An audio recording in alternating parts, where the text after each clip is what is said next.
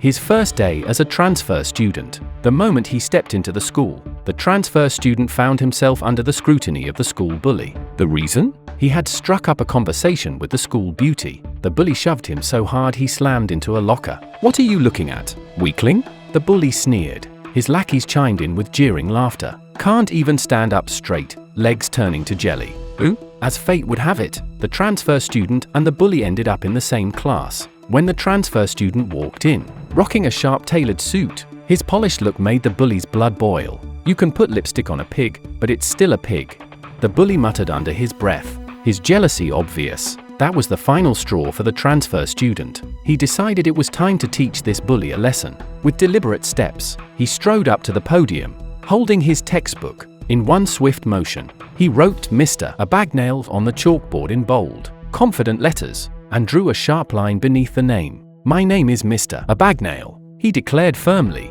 his tone unwavering. "It's Abagnale, not Abagnale." For a moment, his demeanor was so authoritative it resembled that of a seasoned teacher. The bully froze, raising a hand to his forehead as cold sweat began to bead. Unfazed, the transfer student placed his bag on the teacher's desk, his actions exuding control. The rest of the class kept messing around, laughing and joking, not taking him seriously at first. But then, the transfer student made his move. He marched to the back of the classroom and barked, "If I have to say this again, I'll report the whole class."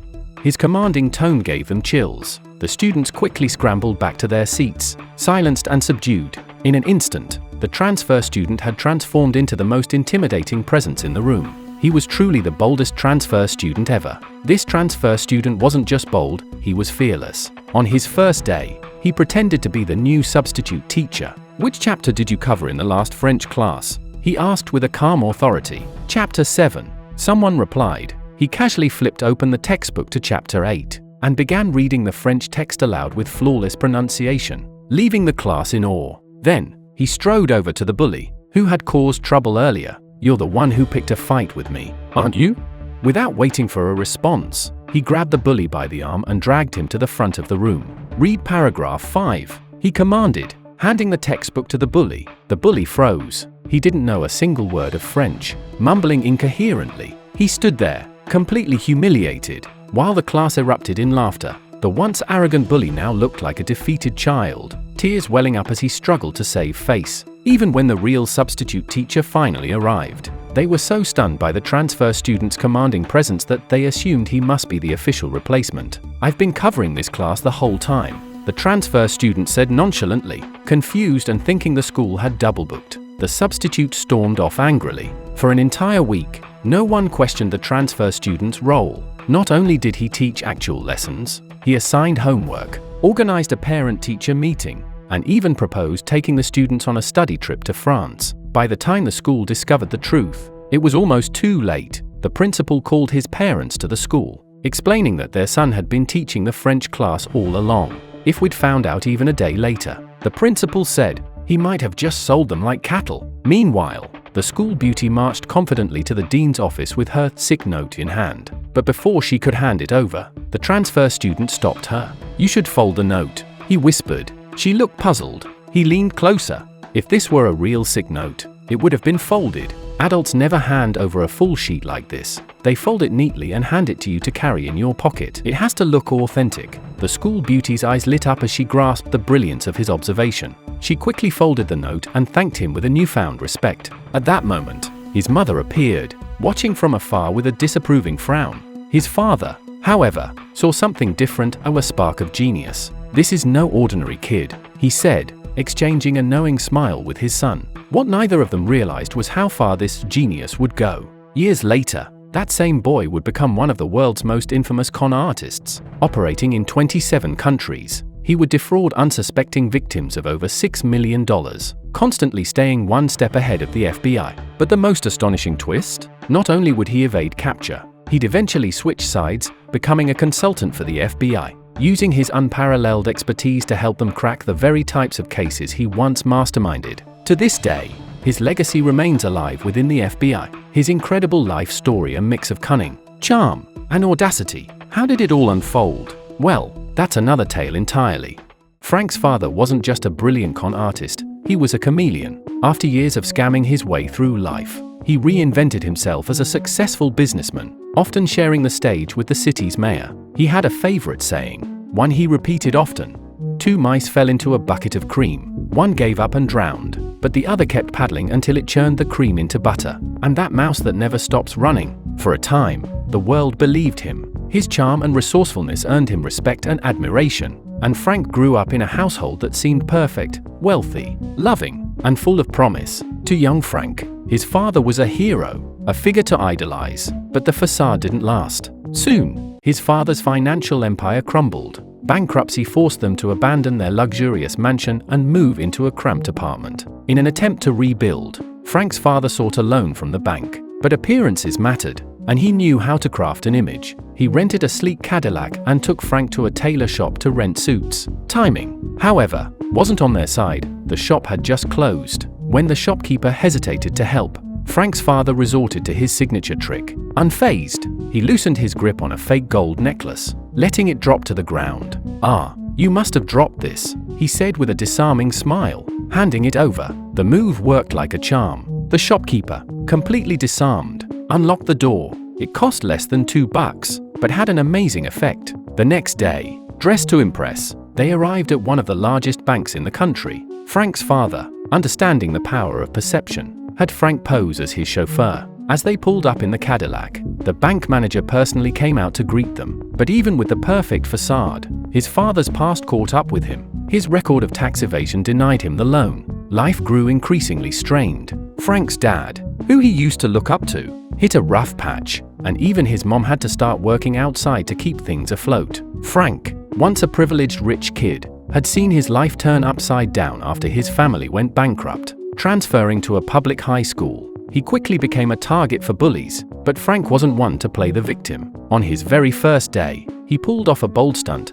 posing as a substitute teacher and humiliating the school bully in front of the entire class. Life was chaotic but thrilling for Frank. For his 16th birthday, his father gave him an unusual gift, a blank checkbook with Frank's name printed on it. "With these checks, you have everything," his father said. "This is your ticket to high society." Frank listened, pondering the words, though he couldn't fully grasp their weight at the time. But that day marked the beginning of a nightmare he hadn't seen coming. After school, Frank returned home only to hear strange noises. Curious, he went to his mother's bedroom, and there, he saw something that shattered his world. His mother wasn't alone. Standing in the room with her was the chairman of the local business association, a man Frank knew well as one of his father's closest friends. He froze, his heart sinking. His mother, flustered, pleaded with him, "Don't tell your father, Frank, please." To sweeten the plea, she pulled out a $10 bill and handed it to him. As though money could smooth over the betrayal, Frank, torn between loyalty and disillusionment,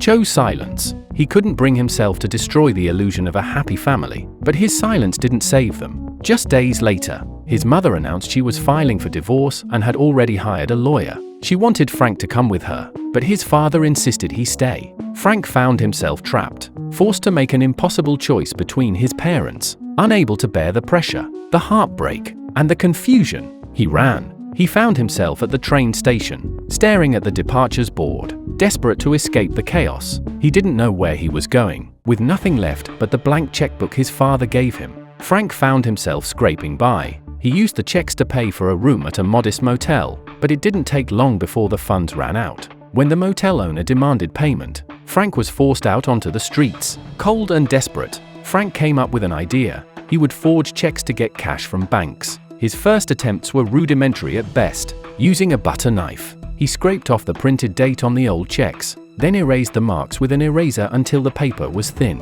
Finally, he carefully used a ballpoint pen to mimic the printed font of the date. To make it look more convincing, he cut names from expired checks and carefully glued them onto the signature line using tweezers. But the flaws in his work were glaring. The paper around the date was torn, the color of the pasted names didn't match, and the forgery was too obvious. One by one, the banks turned him away, their managers spotting the inconsistencies right away. Humiliated and penniless, Frank was left to wander the streets. It seemed like he had hit rock bottom until he saw a group of airline pilots walking out of a hotel. Their uniforms were crisp, their posture confident, and everywhere they went, people treated them with respect and admiration. Frank trailed behind them, watching in awe. They were everything he wasn't. polished, successful, and untouchable. His father's words echoed in his mind. With the right image, you can open any door. Maybe, Frank thought, all he needed was the right outfit. How can I make $1,000 a day?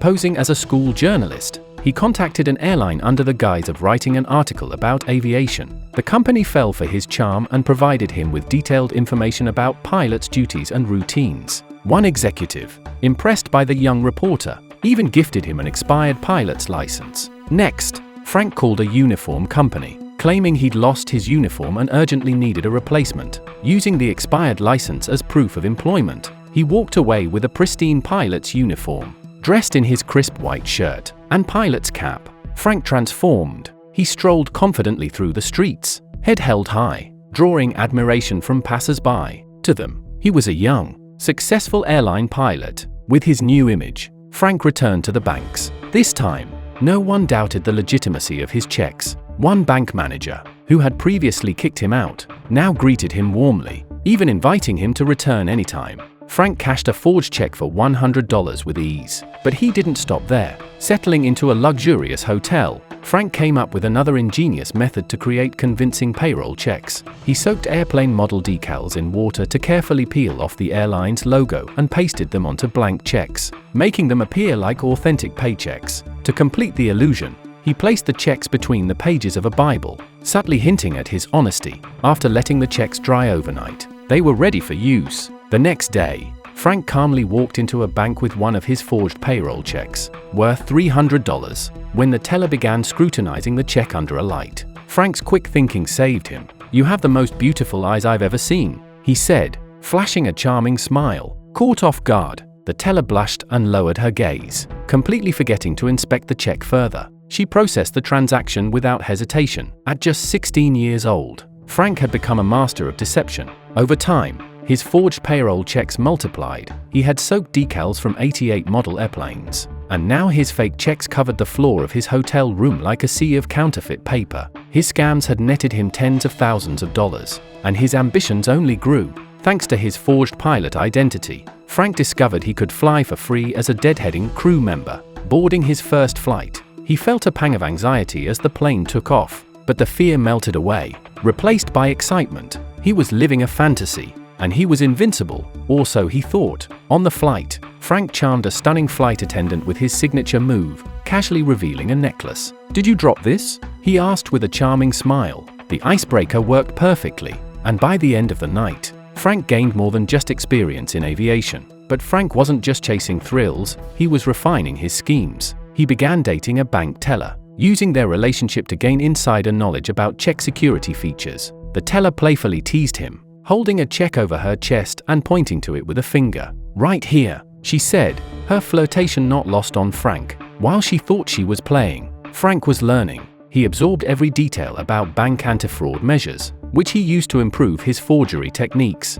Frank then splurged on a state-of-the-art check encoder, a machine that allowed him to replicate legitimate bank codes with incredible precision. Armed with this new tool, his fake checks became indistinguishable from real ones, and his profits soared. With his newfound wealth, Frank decided to show his appreciation for his father. He bought him a brand new Cadillac, paying in full, but instead of being overjoyed, his father was wary. The IRS might start asking questions. Frank's audacious forgery spree had finally drawn the attention of the FBI. The agent assigned to the case was Carl Hanratty, a relentless and methodical investigator. Frank's latest innovation, altering the bottom encoding of checks so they'd be routed to the wrong banks, had created confusion and delays, giving him ample time to cash out before anyone noticed the fraud. When Carl traced a lead to the hotel where Frank had recently cashed checks, he was elated to discover Frank hadn't checked out yet. Wasting no time, he assembled his team, instructing them to cover all exits while he personally went to confront the suspect. Gun in hand, Carl climbed the stairs and approached Frank's room. Adrenaline surged as he pounded on the door. "Federal Bureau of Investigation, open up." But when the door swung open, the room was nearly empty. A typewriter, a table smeared with special inks, and scraps of forgery materials were the only signs of recent activity. Then, the bathroom door creaked open. Carl spun around, gun aimed. Standing there, calm and collected, was Frank. "This," Frank said, motioning to the desk, "is the new IBM electric typewriter. Hands up." Carl barked, his grip tightening on his weapon. But Frank was unfazed. He adjusted his tie and took a step forward, his demeanor cool and professional. "Relax," he said smoothly. "You're too late. The guy you're looking for? We already caught him." Carl hesitated, his training battling his instincts. Pretending to be a U.S. Secret Service agent named Barry Allen, Frank exuded confidence, turning the tables on the seasoned investigator. "Don't waste my time with this nonsense. Here, take all my credentials if you need proof." Though suspicious, Carl started to believe the smooth-talking agent was standing before him.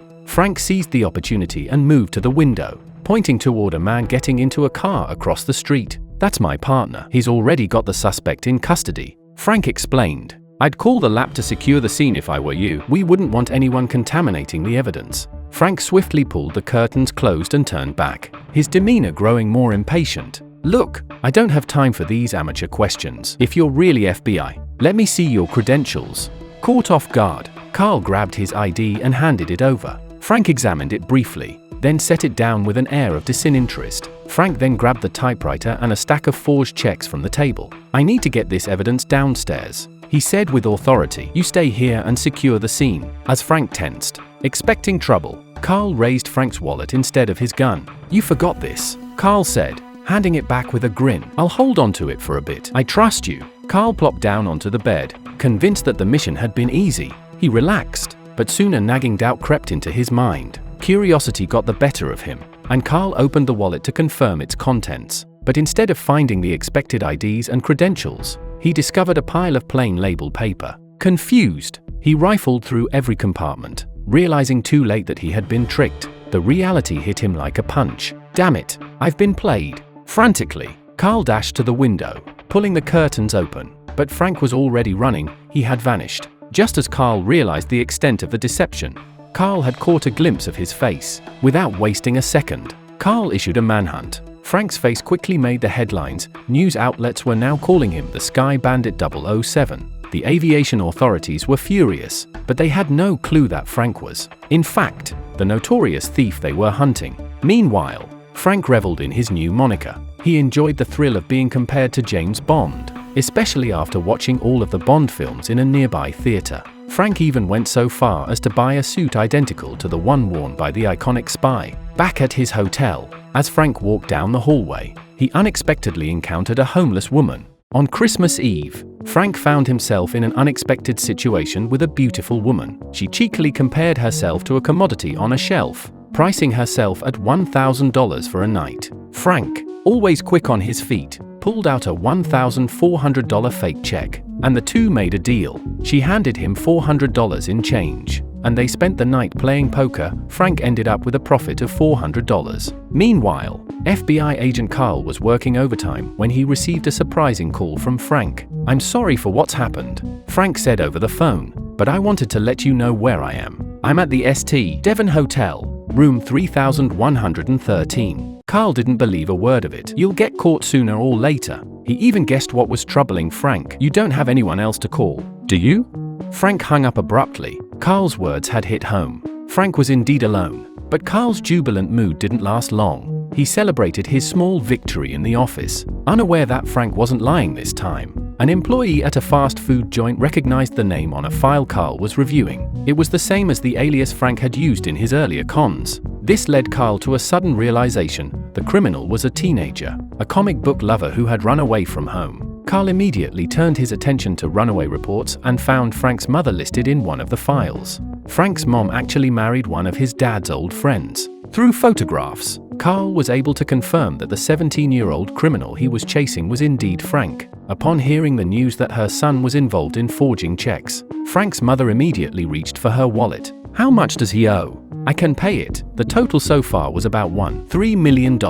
Carl's next move took him to Frank's father. He quickly learned that Frank's father was aware of his son's fugitive status, but refused to divulge any information. Despite the father's secrecy, Carl's sharp eye caught a stack of letters on the desk. Among them was a letter from Frank, which led Carl to jot down the address where it had been sent. However, when Carl finally arrived at the address he had tracked down, he was met with an empty house, except for one thing: a forged medical degree. It turned out that one day, while visiting a friend, Frank had crossed paths with a nurse named Brenda. In an effort to impress her, Frank falsely claimed to be a doctor. Frank's latest trick took him to a hospital that only hired students from Harvard. Undeterred, he carefully cut out the Harvard logo, glued it onto a fake medical degree, and used decorative script stickers to craft his name. To make the degree appear even more authentic, he pressed a cut piece of aluminum foil to replicate the seal and affixed it to the certificate. With his perfect fake resume in hand, Frank walked into the hospital director's office for an interview. The director, impressed but slightly nervous, was taken aback by Frank's impeccable credentials. The hospital only needed a night shift doctor, but Frank's smooth talk and persuasive demeanor convinced the director to hire him as the night shift head. Even better, Frank managed to get Brenda, the nurse he had befriended, transferred to his department. Frank, however, had no actual medical knowledge. He had only watched medical documentaries at home. His real test came when a child with a broken bone was brought into the hospital. It was the first time Frank had been exposed to a medical emergency involving blood, and to his surprise, he discovered that he had a fear of blood. He pretended to stay calm and ordered an intern to handle the situation. The intern, thinking it was part of Frank's test, confidently explained the symptoms and treatment. Frank, relieved, handed the case over to him and quickly walked away, only to have another intern criticize himself for missing the opportunity. What they didn't know was that Frank had been desperately holding back his nausea in the hallway. As Frank continued his charade as a doctor, he grew closer to Brenda.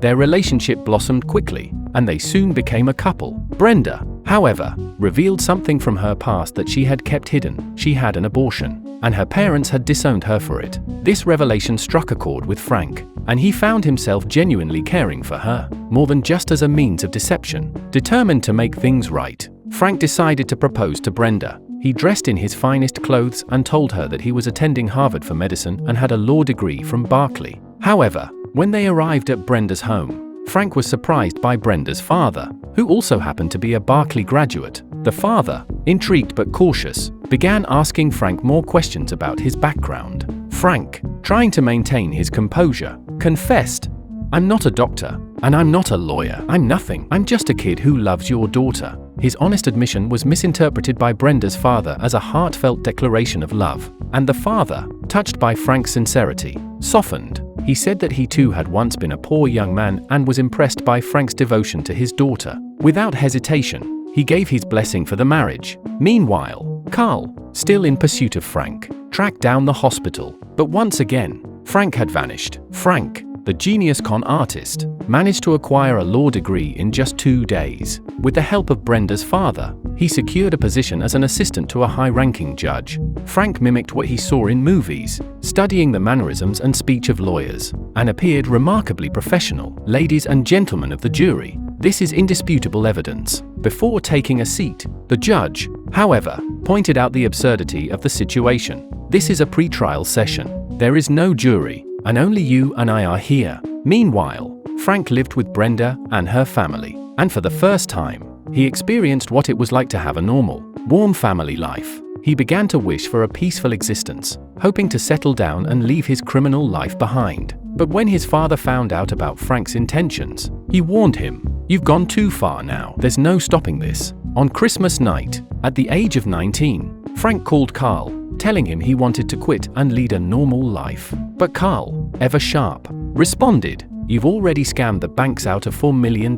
There's no escaping the law now." He added, "You're scared, aren't you? I'm going to catch you, and you'll spend the rest of your life in prison." Carl, determined to track Frank down, immediately began searching through all the state's marriage records. On the day of Frank's wedding, Carl and his team arrived at the venue, ready to capture the elusive con artist. Realizing there was no escape, Frank confessed everything to Brenda. He opened a suitcase, revealing all the illicit money he had earned over the past 2 years. Frank then told Brenda the time and place for their planned escape, before making a quick exit through the window. By the time Carl arrived at the scene, all he found was a room full of money and a distraught bride. 2 days later, Frank arrived at the escape location and immediately noticed Brenda. However, he quickly realized that the area was filled with undercover agents. It was a trap. Sensing the danger, Frank didn't hesitate and immediately left the airport in a hurry. Carl, unable to capture Frank, dispatched over 200 agents to the airport,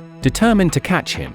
Yet, Frank had already returned to his old ways. Posing as a representative of an airline, he visited a university to give a lecture on air travel. using the opportunity to openly recruit flight attendants. Frank, the con artist, strutted through the airport wearing a uniform, flanked by 8 flight attendants. All eyes were on him and his entourage, and despite the fact that the FBI agents tasked with catching him saw them, they were all distracted by the women's beauty and didn't notice Frank. He walked through multiple checkpoints without being caught. Meanwhile, Carl heard a report about a suspicious person outside the airport and rushed over. However, when he arrived, he found a stranger who said, "Someone paid me $100 to wear this uniform and come pick up someone at the airport." The name on the sign was Carl's own, and the FBI agents were completely fooled by Frank. By the time they realized what had happened, Frank had already boarded a plane and escaped. In the next 6 months, Frank began forging checks at an even more rapid pace.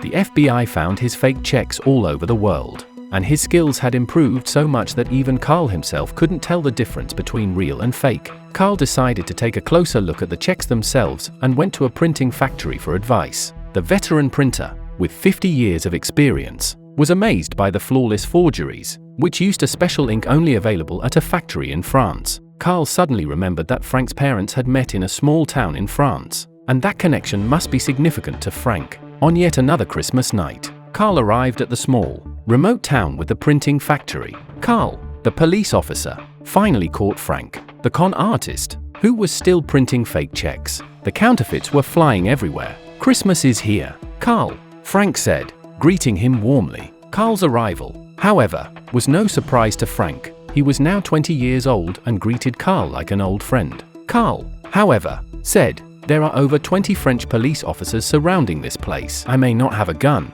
but they all do." Frank didn't believe him. Suddenly, the phone rang, and Frank froze for a moment. Carl picked up the phone and said calmly, "There's no problem here. We'll be out soon." In a panic, Frank grabbed the checks, intending to escape, but Carl warned him loudly, "They will kill you. If you go out alone, they'll shoot you on sight." Frank hesitated, clearly scared. He demanded that Carl swear he wasn't lying. "I swear," Carl promised. Reluctantly, Frank put on the handcuffs and surrendered. But when Carl opened the back door, there wasn't a single police officer outside. For the first time, Frank realized he had been tricked by Carl. But just then, Frank, the American con artist, was forcibly taken by the French police. Carl had no choice but to promise he would ensure Frank's extradition back to the US. However, 2 years passed before he received permission for that. During this time, Frank was held in the deepest part of the prison, tortured and severely malnourished, to the point that he was barely recognizable. In an effort to get Frank to cooperate and return to the US, Carl promised he could make a phone call to his father. On the flight back, Carl grew curious about how Frank had passed the bar exam, especially after transitioning from being a doctor to a lawyer. Frank had only needed a month to do it. Carl asked if someone had helped him cheat, considering the exam was one of the toughest in the US. Frank, however, noticed Carl's small snack and said he would tell him the truth if Carl shared half of it. Carl firmly refused. Then, Frank asked to call his father again, but Carl hesitated. He eventually had to tell Frank the painful truth. "Your father passed away from illness during the 2 years you've been in prison. I'm sorry, but he's gone. You've missed your chance to speak to him." This revelation caused Frank to break down emotionally. Carl had no choice but to send him to the restroom to calm down. Frank had scammed $3 million with fake checks, but despite his success, he was tormented by guilt and sadness, particularly because he never had the chance to see his father one last time. As the plane was about to land, Frank still hadn't emerged from the bathroom. Carl grew suspicious and forcibly broke down the door, only to find the room empty. Carl was baffled, unable to understand how Frank had escaped. The truth was that Frank had dismantled the toilet, crawled through the pipes, and slipped into the plane's landing gear. He made his way on foot, eventually arriving at his mother's home. However, he found that she had remarried and was living a happy life, leaving Frank feeling like an outsider in his own family. He hid, but a little girl walked by, and Frank realized she was his half-sister. He asked her name quietly and gazed into her innocent eyes, reminded of the warmth of a family, even though he had been gone for so long. Yet, he had no home anymore. As the police closed in on him, Frank, tears welling up in his eyes, took one last look at his mother from afar. He no longer tried to run. Instead, he walked calmly toward the police car, choosing to surrender. His mother never noticed him. Frank sat silently in the back seat, keeping his gaze fixed ahead. Lost in thought, Frank was sentenced to 12 years in prison for his fraudulent activities. but Carl still visited him from time to time. One day, Carl brought him a fake check, and Frank immediately recognized the forgery. He pointed out that the bank teller had used a hand stamp to mark the date, which caused wear and tear, leading to gaps in the numbers. Carl was stunned by Frank's sharp observation. A few days later, Carl returned with a man and a box of checks for Frank to examine. After only a brief touch, Frank declared them fake. The paper was glued in layers, making them much heavier than real bank checks. He confidently explained how to identify the counterfeit, leaving Carl nearly unable to contain his pride. Carl was thrilled by Frank's expertise and proudly showed him off to his superior, saying, "Look at this extraordinary talent I found." Frank became a special consultant for the FBI. Surrounded by federal agents in a small office he had for himself, Carl became his guardian. Despite this new role, Frank still found time to reminisce about his former days of crime. When he learned that Carl would be out of town visiting his daughter that Saturday, Frank immediately came up with a plan. Frank was preparing to escape from the FBI headquarters. Dressed in a pilot's uniform, he walked confidently toward the airport. But little did he know, Carl had been waiting for him. Carl confronted him once again, asking, "How did you pass the bar exam?" He reminded Frank that he had spent for years getting him released from prison, and if Frank tried to escape now, he'd be locked away for life. Frank, however, shot back, "Why are you doing this?" Carl answered, "Because you're still a kid." He then mentioned that his daughter, who was only 4 when Frank left, was now older, and that he hadn't seen her in years. He then admitted that his wife had been remarried for 11 years. Carl understood that Frank, living in a world of lies, would rather escape than face the truth. "I won't stop you," Carl said, "because you'll be back by next Monday. No one will chase you anymore." With that, Carl left, and Frank was left deeply unsettled by their conversation. By Monday morning at 10 a.m., Frank still hadn't returned. Carl, now dealing with a complex counterfeiting case, struggled to find any traces of the fraud. Suddenly, a hand appeared, holding a magnifying glass. It was Frank. Carl was overjoyed. Frank had identified the checks as real, despite having been altered with a chemical solution to change the names. Carl then asked Frank for the 3rd time, "How did you pass the exam?" Frank replied, "I didn't cheat. I studied for 2 weeks and passed." Frank, it seemed, was a natural-born genius. This film is called Catch Me If You Can. Kay highly recommends everyone goes and watches the original for themselves. Don't forget to like and subscribe. See you next time. Bye.